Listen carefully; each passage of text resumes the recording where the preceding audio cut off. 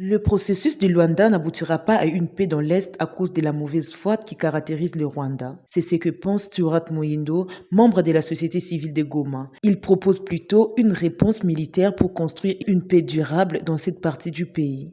Alors, la population de l'Est du Congo espère à la paix. Elle espère à la paix.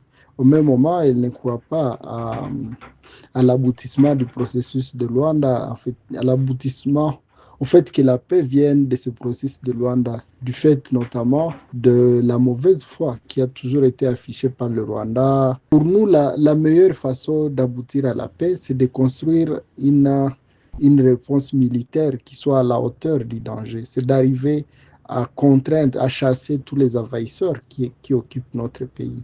Mais tant que ce sera une paix négociée, ce sera en fait une paix qui sera fragile. Le risque, c'est que même si on aboutit à un accord, que l'accord soit fragile, donc qu'il soit sujet à des reniements de la part des différentes parties prenantes, mais qu'il pose aussi les bases d'une nouvelle guerre qui pourrait arriver dans 5 10 ans. Rappelez-vous par exemple que cette guerre est intervenue alors qu'il y avait une autre qui était finie depuis 2013. Signalons que c'est ce dimanche 15 décembre 2024 que le président Félix Antoine Tshisekedi Tshilombo et son homologue rwandais Paul Kagame se rencontreront à Luanda.